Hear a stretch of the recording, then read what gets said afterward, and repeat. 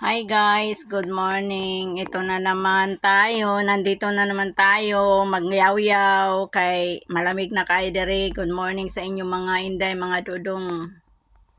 Kay agan kay ibawalita sa Pilipinas, kailangan jutang mutulong ba kay loy kay atong bansa bakarong panahon na kay nganuman kaning atong bansa ngayon nagkagulo-gulo na sa mga korupsyon, sa mga adik-adiktos. Ako ra ba jud kay tidyo ko ganag-adik.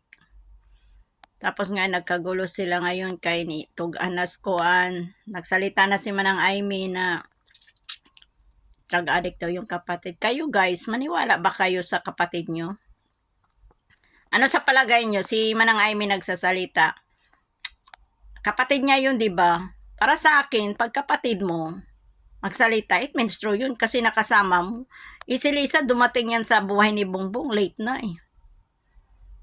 Mga malaki na. Sinabi ni Aimee sa una, dati na sa Malacanang pa lang sila kasama niya yung mga presidential guard mag-ayos sa kanilang sa kanilang party sa mga bisyo ni Bongbong dati. Problematic daw yun. Kahit nung nasa Hawaii sila, ganun din. So, alam ni Aimee yun. Kasi siya yung siya kaya yung kapatid. Kayo, maniwala ba kayo sa sa sinabi ni Manang Aimee? Ako, maniwala ako. Kasi wala namang ibang nakakaalam doon sa pangyayari sa pamilya, kundi yung kapatid lang. Kasi si Aimee, panganay pala siya. O, so mean to say, si Aimee, siya yung nakakaalam kay Bungits kung anong nangyayari. Wala pa rin si Sandro dyan kasi si Sandro anak lang yun eh. So mean to say, si Aimee ang nakakaalam kung anong bisyo mayroon si Bungits. So ngayon nag-testify na talaga si Aimee na yun ang bisyo. So nag-hoping din si Aimee na magbago siya sa ugali niya. Puro lang siya pangako sa ate niya na magbago. Hindi pala siya nagbabago. Babalik pa rin sa bisyo. Kasi pag adik ka, hindi mo na mababago yun. Parang yan kung ang kamay mo magnanakaw ka talaga. Kasi alam mo, hindi yan mababago. Kasi pag ang magnanakaw makakita ng kaiba-iba, ay mga ngati yan. Talagang nagdadalawang isip yan. Hindi yan mababago pag ang magnanakaw magnanakaw. Parang lasinggo yan. Magbago ka lang pag magkasakit ka. Pero kung hindi ka matamaan sa sakit, hindi ka talaga magbago. Mayroong iba na nagkasakit, binigyan na ng sakit, pero pagkagaling, balik na naman. So, wala yun. Basta yun ang sakit mo, yun na talaga yun. Dala-dala mo na hanggang kamatayan yan. Kaya yan nangyari kay Bungits ngayon. Kasi sinabi na ni Aimee na drug addict yung kapatid niya. So mean to say, totoo yun. Kasi hindi naman magsasabi yung kapatid, ate yan eh. Siya pa yung panganay. So siya yung nakakaalam sa lahat. Kahit sabihin pa nila na si Manang Aimee ampon lang yan. Simula bata, sila yung nagkakasama mula Malacanang hanggang Hawaii. Sila yung nagkakasamang magkakapatid. So, kung anong alam ng kapatid, siya yung ate-ate, siya yung tumayo bilang isang nanay at tatay.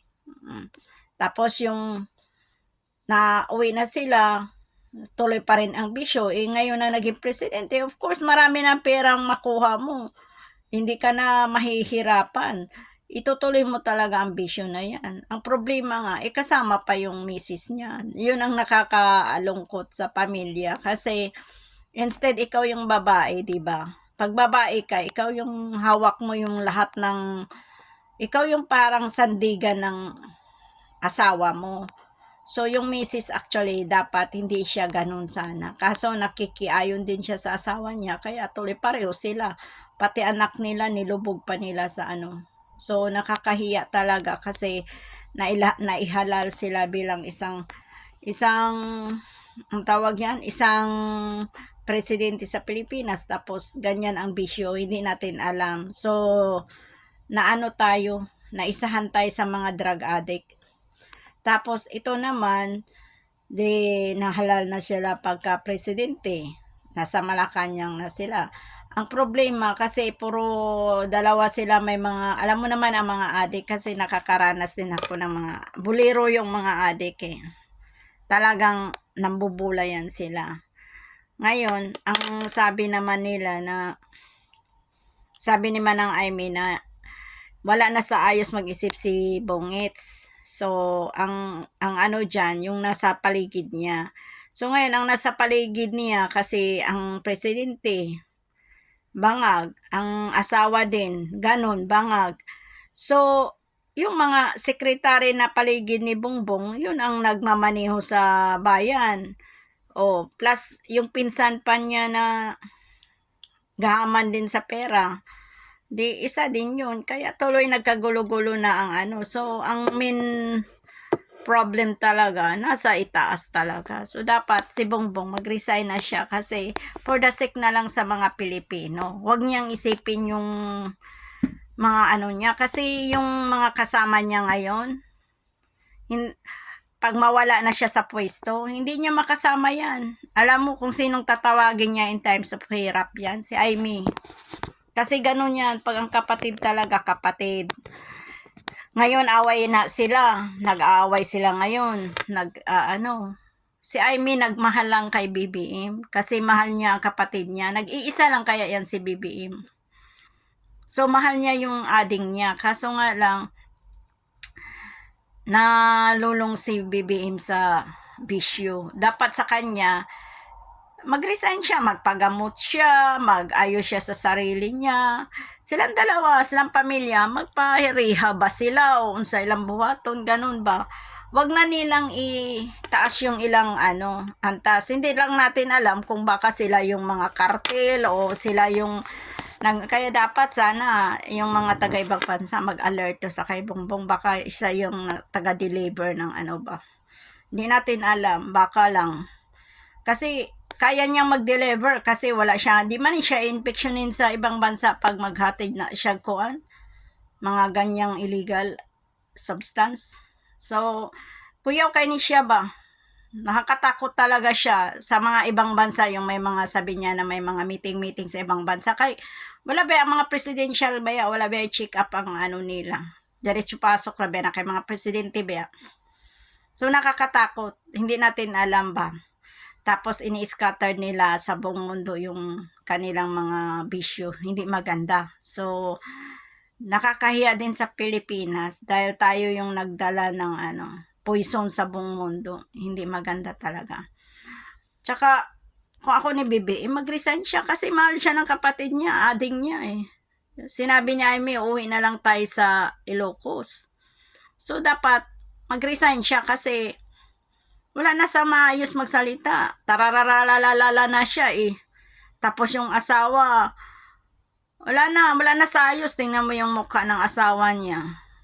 Sayang pa naman, may pinag-aralan pero out of my mind, di ba?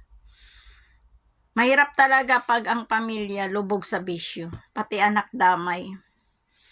Kaya kayo guys, mga anak nyo, wag nyo talagang ipasok sa mga ganyang problema kasi tingnan mo. Ako nakaranas din ako sa una dati yung pamilya namin. Kami mga kakapatid, hindi kami dorogista.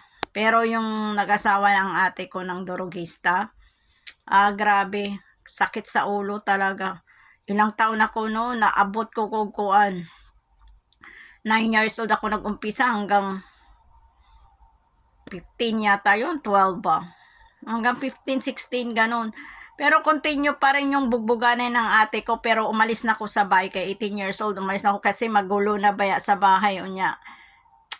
Daga na kayong problema sa bahay niya. Ako na lang mag-isang babae na iwan. Kaya tumakas na ako, pinaalis ako ng isa kong kuya na punta kay ate ko sa Manila. Kasi babae ako na lang nag-isang naiwan. Kasi si ate ko lagi ng tapos kasama ba namin si ate sa bahay kasi ayaw naman niyang maghiwalay ni mama. Kasi bata pa siya noon, 19 years old ang ate kong nag-asawa niya. Lagi silang bugbog. Dugay kasi nagkaanak eh. Sige magbugbugan na eh. Abot ko sila 9 years yata sila nagkaanak. Kaya paano mabuo yung bata nga. Sige man siya bugbugon man siya sa iyang asawa niya, pagbugbog at akabalo malaglag yung bata, buntis ba siya, ganun. Hindi talaga siya nabubuntis agad noon.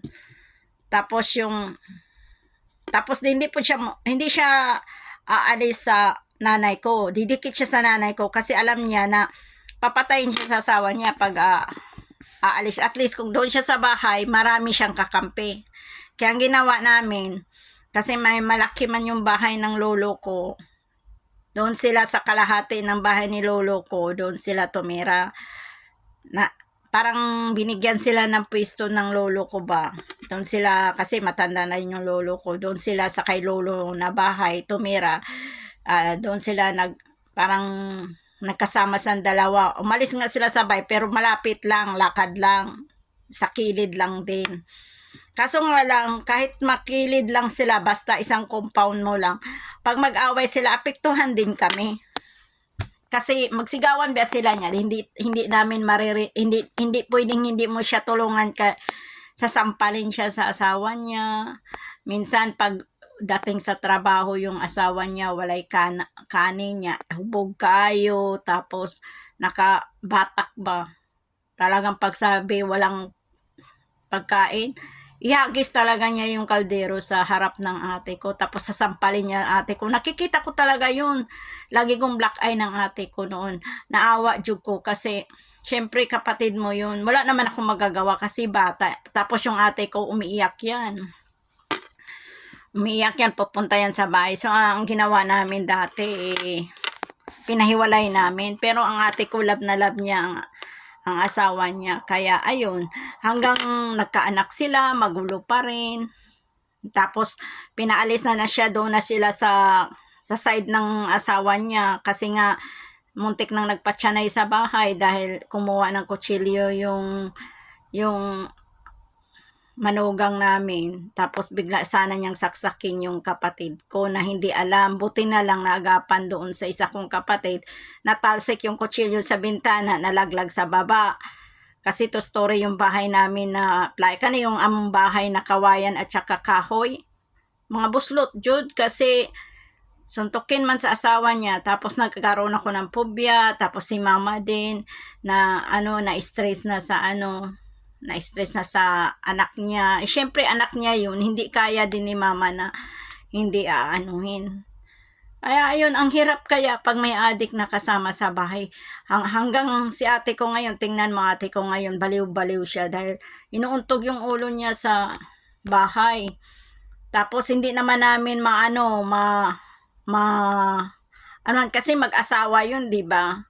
So yung sinaktan na talaga niya yung ate ko at saka yung kuya ko na muntik niyang kinutsilyo. Doon siya naalis sa bahay. Dahil binanatan siya sa tatlo kong kuya eh. Pinalo talaga yung manugang ko. Kaya yun natahi yung ulo kasi talagang muntik niyang patayin eh. Nagdepensa yung kapatid kong isa. Ay ang ginawa ng mga pulis doon, inayos sila sa barangay ba yun o saan yung bata pa ko noon eh. Inayos siya, pinalipat siya doon sa side ng nanay para yung nanay ng lalaki ang magproblema. Ganon din, reklamo din yung nanay ng lalaki. Hindi din sila manahimik hanggat na lumaki na yung mga anak nila, bugbuganay na sila, nagkagulo na sila. Kaya mahirap pag may adik na kasama sa bahay. Sa totoo lang. Kahit isa lang na problema, pati ikaw magkaroon ng problema, bisit na bisit mga basag yung mga gamit mo, tapos kami kaya sige magpaayos aning balay, kay busluton man, suntukin yung bahay ba pa niya, kawayan na ba yung amakan ng bahay, yung mga dingding amakan lang, kasi wala na nga ang father ko namatay na, tapos nakakuha si mama ng another stepfather, tapos yung problema pa tong ate ko na meron ding problematic sa asawa niya. Anong balay lagi, para laging di mo nagsaswell yan yung mga bongbong namin kasi pag suntukin yung bongbong, lusot kamay doon sa kabila, kay kawayan na biamakan, tapos pag solo doon sa kabila, ayusin na naman sa stepfather ko, pagkatapos Another naman, pag malasing na naman yung isang kulungo na yun, suntok na naman sa kabila, manghagis ra ba jud? Kaya magulo. Tapos si ate ko, isang sigaw lang niya. Si ate, parang, kasi mahal na mahal ni ate. Si ate ko parang, isang sigaw lang ba? Tapos, talagang, pastor na siya. Parang takot na takot siya sa asawa niya. Kasi, suntukin kasi siya. Yung sasampalin ba? Tapos black iron siya, pagkatapos mahilom dito sa kabila na naman, tapos hingi na naman siya ng sorry, magbago na naman daw siya. Ilang bisis namin yung dinadala sa barangay. Sabi niya na, wala pa siyang anak noon ako yung nakakaalam at saka mama ko, at saka yung mga kapatid ko. Yung kapatid na kasama namin sa bahay, yung mga lalaki kong kapatid na 3 ang nakakaalam. Tapos sige siya gingi ng pasaylo sa amin, sorry, hindi magbago na daw siya, hindi na daw niya uulitin. Pero after nang makakakuha siya ng barkada, ganun pa din. Balik na naman. Kaya ang mga adik, hindi mo maasahan na magbago yan. Talagang kung adik ka talaga. Kasi hanap-hanapin nila pa, lalo na kung magkakaroon ng barkada. Nako, mag-ingat ka na pag barkada na ang Kaya, yung malis sila sa bahay, biglang nanahimik ang bahay namin dahil wala nang gulo. Mas magulo pa sila sa dami sa isang dosinang bata pag may adik na isa sa loob ng bahay. Kaya ito si BBM, pamilya, tingnan mo. Kaya tayong mga Pilipino, nagkagulo, kanya-kanya na yung mga kasama niya, mga drogista, lumalapit na sa kanya, kakampi niya ang mga drug addict kasi siya yung magbibigay ng pera, di ba? Magpeperma sa mga budget. So, syempre, talagang painumin siya, paanuhin siya, para lang makaano siya, parang makakuha siya ng pera. So, ang kawawa ang Pilipino. Kaya ako, hindi ko pwede na hindi kapaniwalaan si Manang Aimee, Senator Aimee. Kasi Senator Aimee, siya yung alam sa bayan. Siya yung nakakaalam sa buong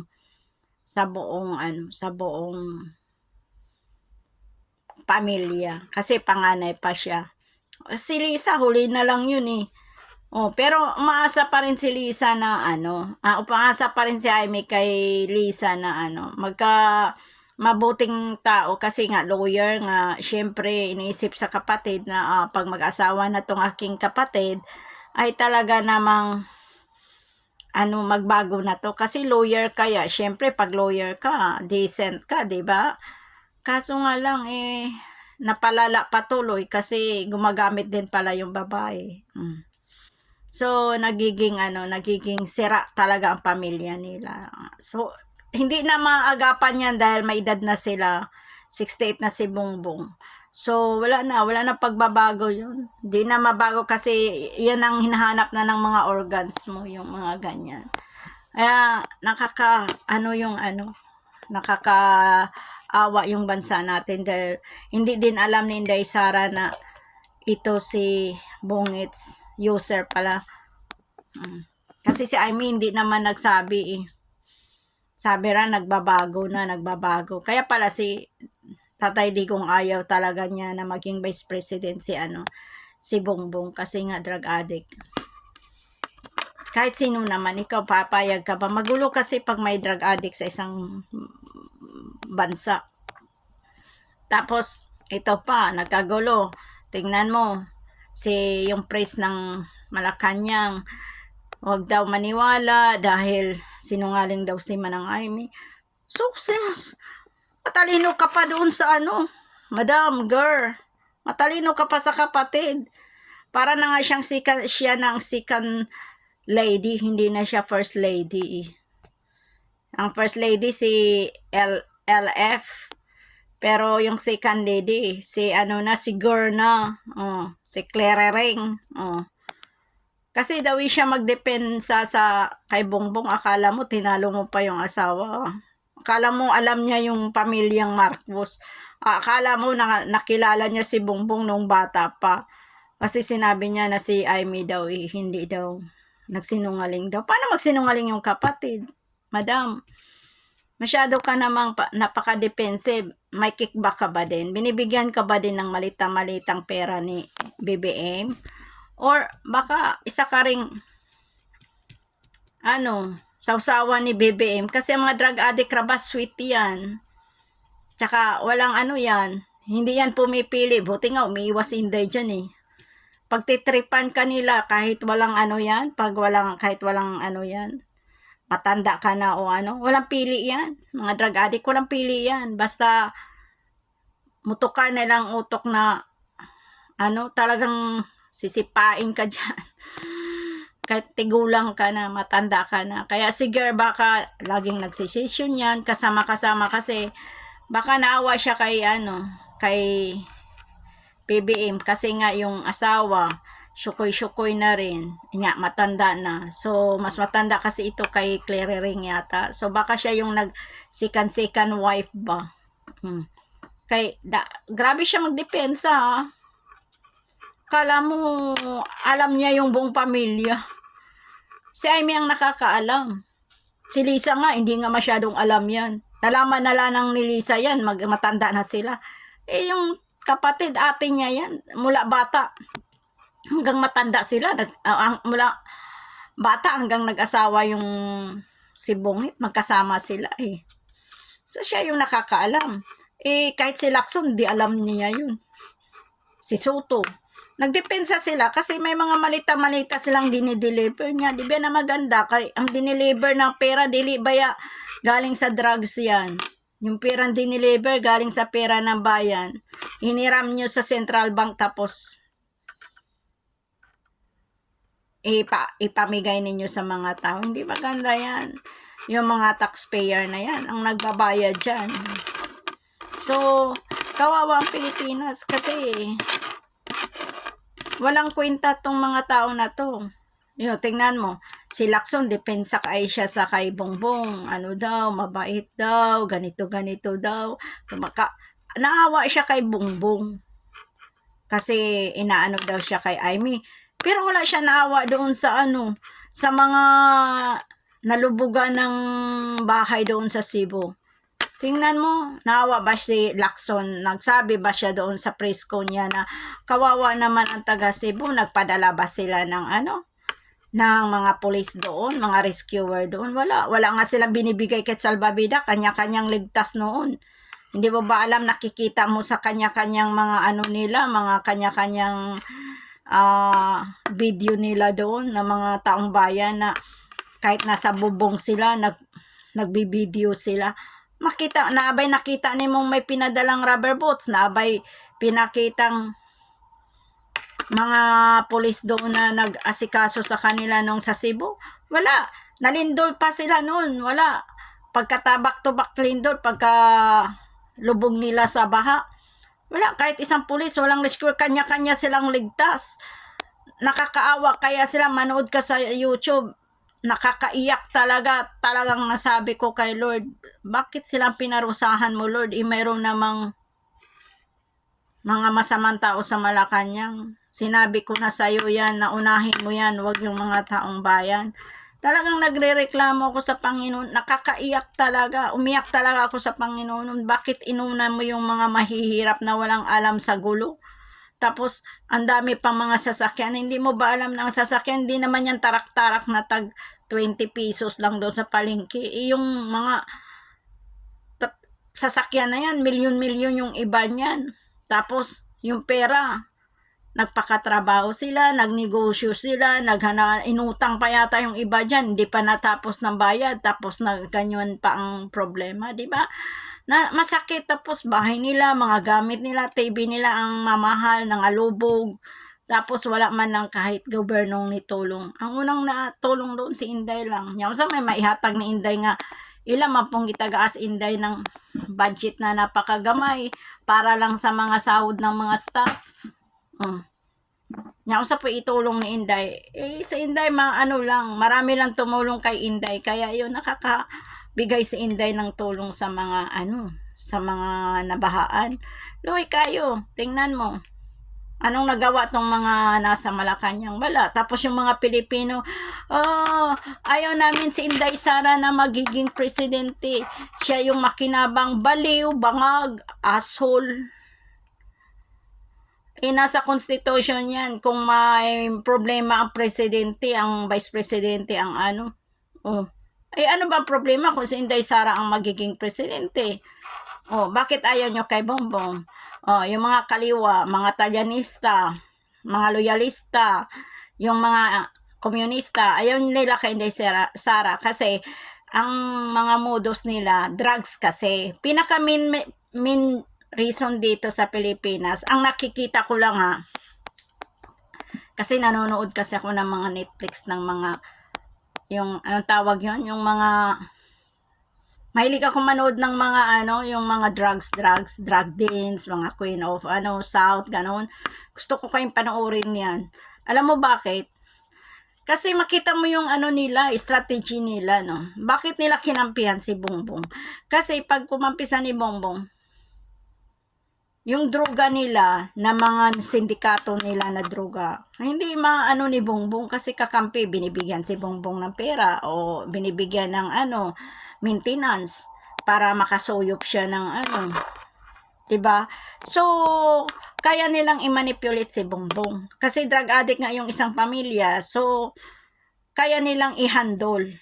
Uto-uto na sa Bongbong, pati si Lisa, kasi bangag din to. Kaya, ayun, sa kakauto, nadala sila sa mga drug lords, mga dealer ng drugs, cartel, yung mga sindikato ng droga. Ang problema ngayon, dahil sila yung nagmaniobra sa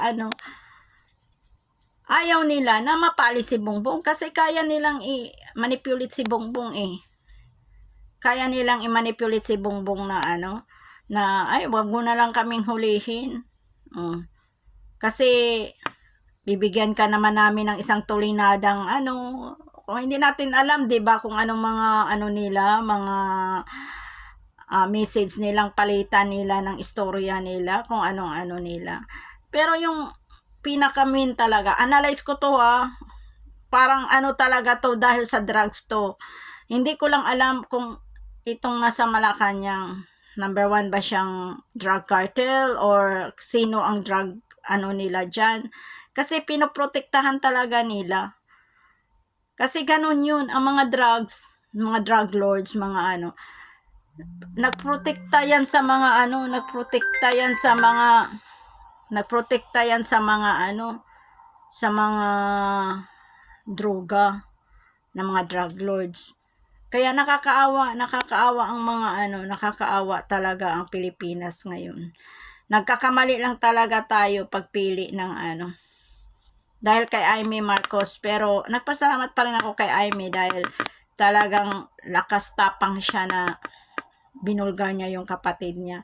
Pero yung pagbulgar niya sa kapatid niya, pagmamahal yun dahil naawa siya sa kapatid niya. Kasi balang araw, alam mo guys, bisag unsaon nato kaaway sa kapatid mo pa rin yan. Anong mangyayari sa'yo? Siya pa rin ang tutulong sa'yo. Yung mga nasa paligid natin, halimbawa, yung mga barkada natin, mga amiga natin, mga supporters natin, yung nag-uto-uto sa atin,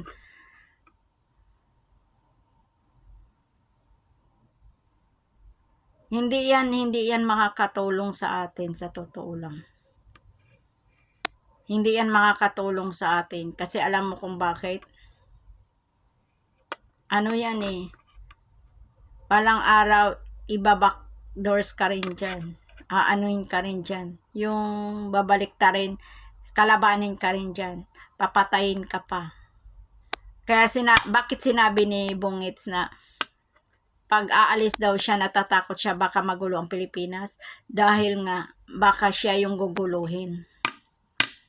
Hawak siya ng mga drug lords Alam na niya yon, baka may mga dealing siya sa mga iba't ibang bansa na ganito, baka pumupunta ng Amerika yan o sa iba-ibang bansa kumukuha ng mga substance ba na hindi natin alam. Hindi lang natin alam.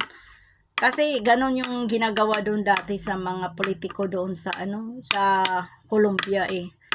I-deliver nila, helicopter, deliver, minsan airlines, ganon. Nya, syempre politiko ka, hindi ka na i-check sa kabilang sa kabilang bansa. So madali lang sa kanila. Kaya ginamit si Bongbong as a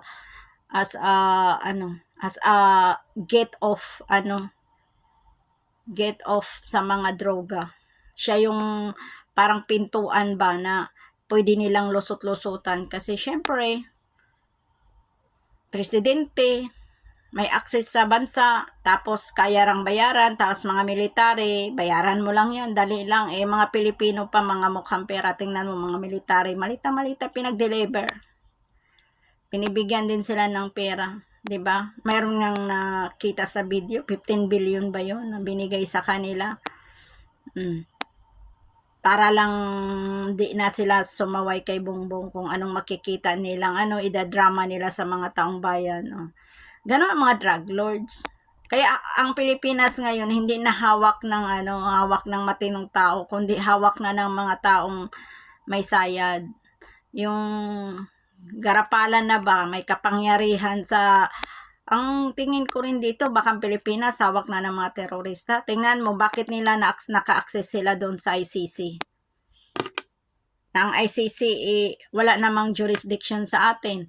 Bakit napapunta nila si doon, Duterte? So, minto dahil sa pera ng tao ng bayan, na mga taxpayer ninakaw nila, tapos yung mga gold bininta nila, mga mga gold na sa Pilipinas bininta nila para lang ibayad doon sa ibang bansa, o baka binayaran ng ICC ng ilang bilyon, o syempre pera na ba yun? Paghirapan mo pa ba yun na magtrabaho ng ilang taon na may instant pera naman? Pero nakakagaba din yun, nakakarma ka rin.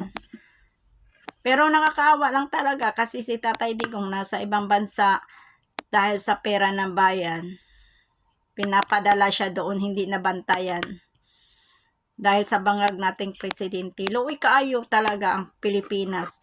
Tapos ang problema pa dito yung mga bagong generasyon, kasi ngayon ang mga Gen Z ngayon hindi na nakikinig sa magulang. Lalo na yung mga mayaman, kanya-kanya ng tapos mga session ng mga syabong. Makatulad na siya doon sa sa Amerika ba. Alam mo sa Amerika, yung mga tao doon, sayang kayo kasi hindi na sila nagtatrabaho, nasa kilid-kilid na lang, nag-aantay kung sinong ibibigay, nagpakalimos, ganon. Dahil nga syempre, lulong ka sa bisyo.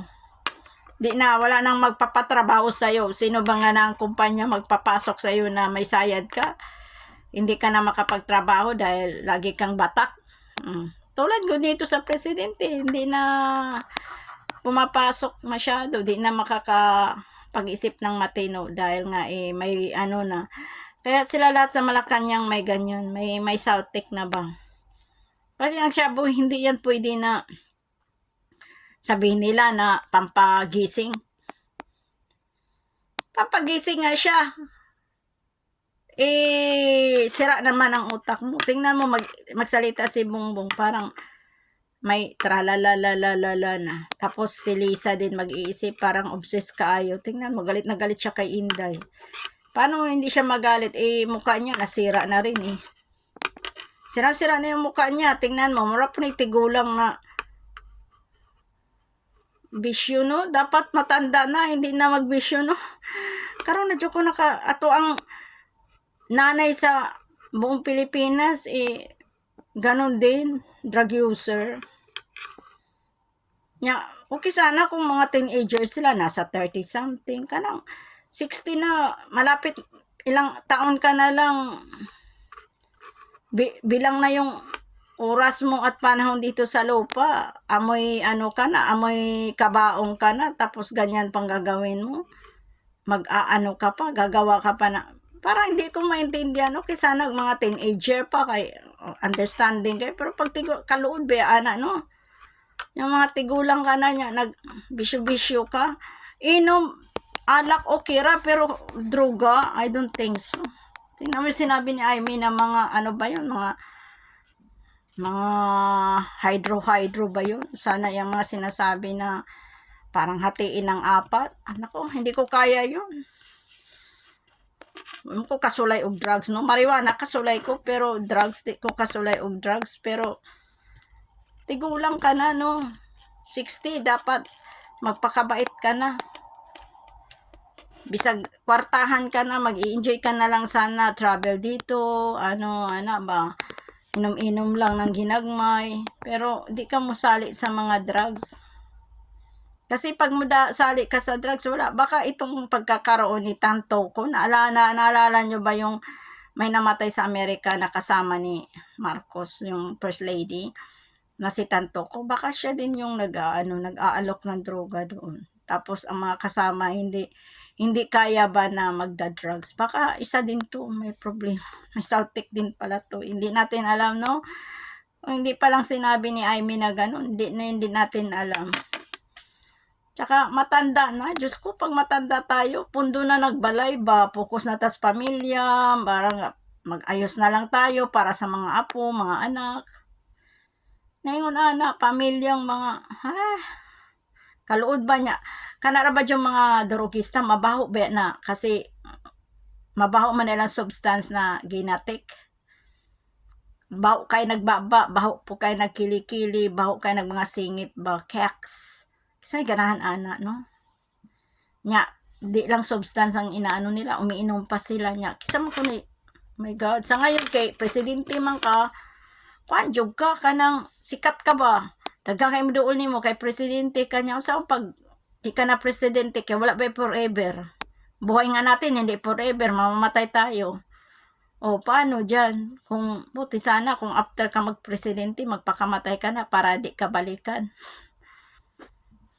Doy kayo ba niya? Okay sana wala silang anak. Naroon ba sila anak 3? Anak nila nadamay. Teenager pa lang anak nila nadadamay sa bisyo ng magulang. Tapos, nag-away-away pa sila magkapatid dahil dyan sa problema na yan. Kawawa. Dapat si Bongbong magpagaling siya, mag-ano si Bungit, mag-resign, iiwan muna niya yung politika, magpagaling na siya, mag-isip na siya for the sake of the child. Sa mga anak niya, kasi Gen Z pa yung mga anak niya eh. Ilang taon pala si Sandro? 35 ba yun? O 32? O ilang taon yan si Sandro? Patay naman yata si Sandro, din, mga anak niya lahat. Grabe no, nakaya nilang mag-asawa yun, na pati anak, isisyo nila, no. Pantay, sa akin yan mangyayari, di ba? Itali kita ng kadina doon sa puno ng niyog. Kaso lang hindi kasi sila makasaway kasi sila magulang, sila din ang nagbibisyo. Pag ang magulang kasi nag-umpisa, hindi mo kayang sabihan ang mga anak mo kasi you're starting first, no? Nakakaya naman. Tingnan mo ate ko, wala siyang kakayanan na magsalita sa mga anak niya. Siya yung napagsalitian ng anak kasi lasinggera siya, problematic siya, marami siyang kajuwaan doon sa labas, lumalandi nang wala sa lugar niya, may edad na, nagbigay ng kahiyaan sa mga anak, o namatay yung adik niyang asawa, medyo nagkaganyan na si ate. So ngayon, gumagawa siya ng kalukuhan sa labas, dami siyang boyfriend, kahit sino-sino na lang sasama niya, kanina may tililing na ba. Tapos, nahiya mga anak. So ngayon, ang ginawa niya, kasi hindi siya pwedeng magsalita sa anak niya kasi may bisyo siya. Kasinggira siya eh. So, hindi niya kayang kontrolin ang anak niya. So ngayon, siya ang kinontrol ng anak. Kaya bugbog siya sa asawa niya, bugbog sirado pa siya sa anak niya. Kami naman magkakapatid, hindi din namin siya pakialaman kasi may pamilya yun, di ba? Nag-a-advise lang kami, pero hindi naman siya makikinig. Takot lang siya sa akin pag sumigaw na ako. Pero wala, kasi pag alis ko dito sa bahay namin, balik ako dito sa ibang bansa, mabalitaan na naman ko na bumalik na naman siya sa bisyo niya, ganito lang. Tumahimik lang siya pag nandoon ako. Nandoon kaming magkakapatid. Pero pag alis namin magkakapatid, kasi mga kapatid ko nasa Manila, balik siya sa vision niya. Kaya ang mga anak, sige control niya, pero di man siya makontrol.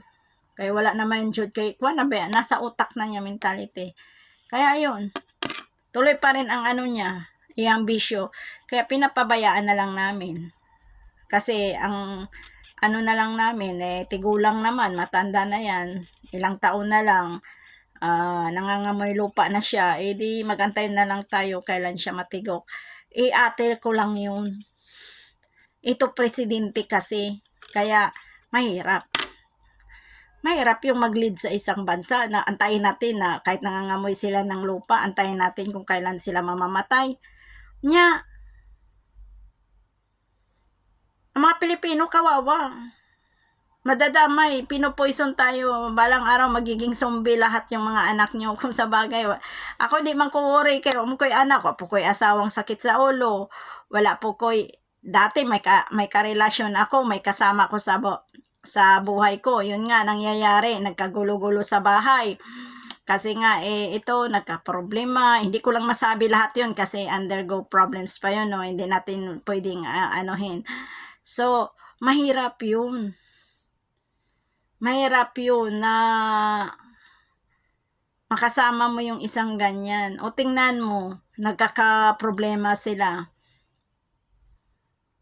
Nagkaka-problema yung buong bansa.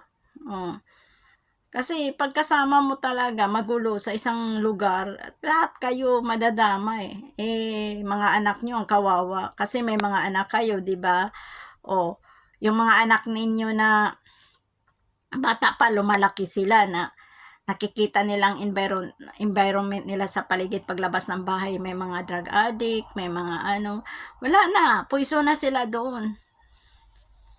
Ako wala dyan kaya nga ako, isa din yan na bakit ako nagdadalawang isip mag-asawa, yung talaga, kasi walang mangyayari sa buhay mo. Sa totoo lang, hindi ka hindi ka magkakaroon ng magandang